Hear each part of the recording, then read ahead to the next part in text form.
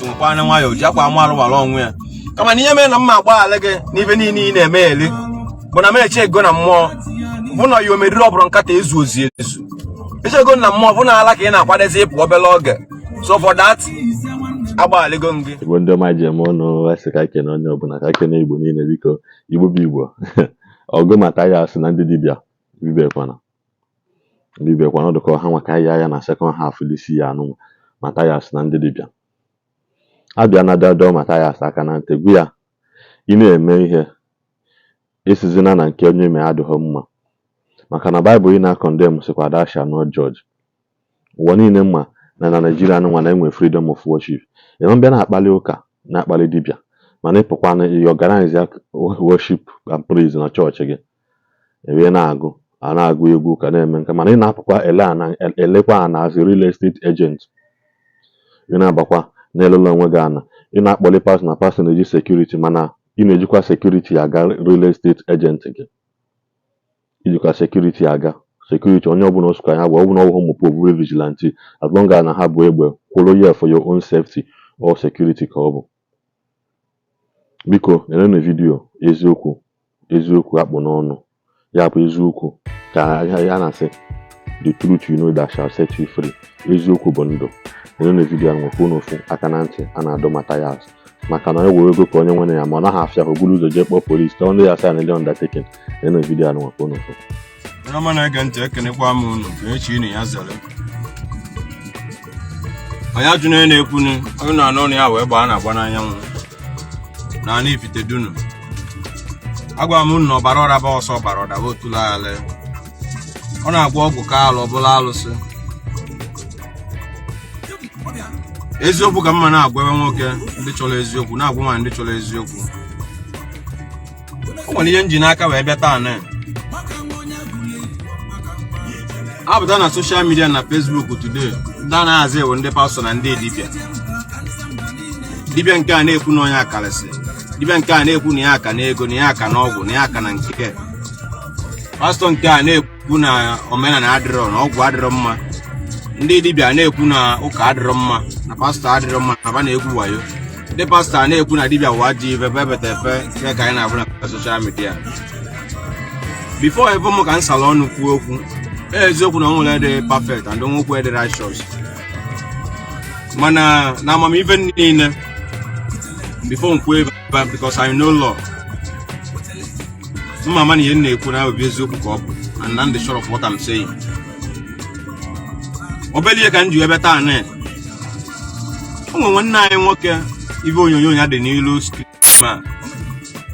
ka a na-akpọ God's Agenda eziokwu na mbụ dibịa but I love that man so much.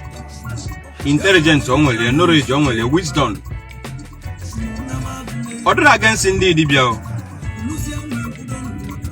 ọ dịrị against ndị pastor kama na ihe nghọta n'okwu ya niile bụ emala eziokwu ya mee gịnị ya kwuo emala eziokwu ya mee ya nghọta n'okwu ya niile pastor mebe aji bụ ọ na-agapụta na social media ngwa pastor na imetara ya ọsịrị na-emere ka ya kwere ya na pastor ka ọ bụ dibịa mekwa na aja ọpụtagbu ya na ọ metara ya dibịa mekwa na ezigbo na-apụtaba dibịa na ịtara ka mana o nwere one man na-abụ screen ebe sorry to address him in that way o nwere one so idiot nọ n'iru screen a na-akpọ Matthias Ezeakwu na-ekwutọ ụka kwe na ụka adịrọ mma na-ekwutọ ndị dibịa na-ekwutọ nke a na-ekwutọ nke a so mana nke bụ eziokwu ka mma agba unu ọ bụla ewu niile bela ụya ka a na-aka ili nne ọ bụla ewu si be ụya ka ili ya nne ọ bụla ewu niile bela ụya ka agụụ na-agụ Matthias na-evukwanị na-evu Matthias Ezeakwu na-evu evu onwe mgbe ọ pụtara na-ekwu na ibe o nwere magic in play no wayo no there is no power in it. He says a lot of things mana to me I base in my work and what am I kamana mmadụ ka na social media before even ga mpụta kwuo okwu the man people wey dey stop going in na shoes come and say something about this Matthias na-evu amara nọ na akpọ drug ọ na-eme elizi eme eli he say a lot of things about native doctors and the pastors. So ọ bụrụ ihe niile okwu ka a na-ede n'akwụkwọ nne ya anyị na-afụ na arụ adọsị ya mma na ọ na-evu evu, mana ụmụanụ na-evulu na-evu ntu o si ekwe ndị ọzọ aka ọgụ kwebe aka mgba, ya kwene mmụnwe aka ọgụ na aka mgba. The same Bible ahụ anyị na-agụkwa na-esi don't judge. Matthias epụta na social media na ị na-judge, ị na-ekwutọ another person, ị na-ekwutọ another altar. Ọ bụrụ na ndị ụka na-egwu wayo, wayo dị ebe niile. Anyị nwa bụ ndị dibịa ka wayo kalịna ya, anyị nwa bụ ndị dibịa ka wayo ka na ya. Ọkwa na ndị ụka bazi, ndị ụka na-emezi mpụ kịta na mgbe mbụ na ụka na-emebụlọ mpụ. Anyị nwa bụ ndị dibịa ka wayo kedene ya, anyị nwa bụ ndị dibịa ka ajị Venal. I'm a native doctor, but I must tell you the truth. Ụfọdụ na-ejebe dibịa ka nweta nsọpụta loba nweta abụmọnụ, ụfọdụ na-ejekwa n'ụlọ ụka nweta nsọpụta loba nweta abụmọnụ, nke a na-eme ya gbadoli ya anya ekwutọ na nke mmadụ. Ebe okwu ma na-aga n'ebe Matthias Ezeakwu nọ, onye okwutọ na ndị ome ndị ọ na-ekwutọ gbaala na ya na ọ na-evu evu, ọ na-apụzi apụ. O meriri ọbụrụ nkata ya ezu ozi ezu 99 intelligent ya adị ọzọ ya. Matthias Ezeakwu na-evu evu. Enwere m adị m abịara na social media ka mkpalịba mmadụ, mana ọ na-ọpụtakwue na o nwere ife mmenwuzi na social media. Ọ na ọma na ozuru orogwu na-apụta n'ilu akwụkwọ kwue onwe ebe mmemme nwunye. Ana m anya isi mpụta ka nsị ga na menye gị 7 days ka ndị dibịa si anya na social media, mana menye gị 14 days. Mana ọnwụ na oge withstand nwu na-apụta n'ilu akwụkwọ kwue onwere ibe mmemme mee ka mgbe nọ nwe ebe mmenwu n'obosi n'ike dị na-awaja na-awaja. Akarịgo m ibe a na-akwụ n'azụ ala nne m. This young man who na-avụ ebe God's intervention, onwe ihe ana m anwụta okwu n'ive eri na eziokwu na pastọ ka ọ bụ religion mụ na ya na-aba abụla ovu. Na nne emelibia abụ ọkwa na Chukwu adịrọ, na nne emelibia abụrụ na ụka adịrọ. So maka ndị na-eme dibịa na-ekwutọ na Chukwu adịrọ na ụka adịrọ, mind you ka ideke na onwe gị agbụ. Chukwu adịrọ dee kezili gị kama na adị ibe deziri n'ụka dị nne. So eji na sị na Chukwu adịrọ, Chukwu dị aja niile eji agwọ ọgwụ ọda ekele ọka ite nwa, ọda ekele ọka ite ọlụ Chukwu, ma ndị na-agwụ ya agwọ ọlụ Chukwu. Maka the same Bible dey say give Caesar what belongs to Caesar and God what belongs to God. Maka nyawu Chukwu abụ male na ekwensu nọ Chukwu n'ọlụ, mana ndị ụka taa na-abụta ekwensu azị ndị dibịa na-abụta Chukwu azị ndị ụka. Ụmụaka akwụkwọ na-alụ mmadụ na onwe ya ụmụnne m. Ikwesịrị ịmụ anya alala mara anya ene.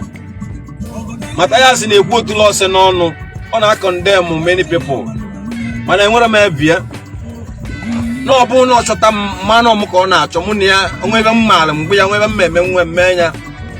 I believe na oke okwu na ọ bụrụ na ozu nwoke ọbịa kwuo okwu. I love this young man so much. This God agendas ministry something knowledge amamife. Ọ bụ onye ọpụtara na social media mkpalịa, nwe bụ onye ọpụta ma accuse, nwe bụ onye ọpụta kpalịa ya na ọ na-enye gị ndụmọdụ n'okwu gị okwu ya abaghị ntị kụwalị gị ya. Ị na-agbagodi mba o were amamife na-agbago okwu, ma nke na-epụta ịkpalịba onye nke a, kpalịba onye nke a, kpalịba onye nke a, condemn onye nke a. Who are you to condemn? Who are you to judge? You are nobody. This is from Rashad family wee pụta. Your father nwere son name onye ka ị bụ. Ezigeze ebe ndị pastọ nọ ka ezigeze ebe ndị dibịa nọ. Comport kwa onwe gị ka mmiri na-azụlụ ezo daa amakwana gị. Matthias Ezeakwu, respect yourself ka mmiri na-azụlụ ezo daa amana gị. Ana m eche gị ọ bụrụ na isi na onwe ebe imenwu ma ọ na ike adịrọ na omenala ma ọ na ike adịrọ n'ụka ma ọ na onwe ibe mnwa menwu epụtakwuo ya opu na onwe ibe mmenwu ka mgba gị na onwe ibe mmenwu gbanwe ebe ụla na-eme eji atụrụ ya ụlọ. Ibidala ada adịrọ onye dara ya onye ọ dara mma. Akarịgo m ibe a na-akwụ n'azụ ala nne m. Maka na agadi nwa ya sị na ọ bụrụ na ugwu amụta iji ukwu ya amụta alịkata ọkwụrụ. Matthias nwekwa anya nwayọ ji akwa ama alụwara onwe ya.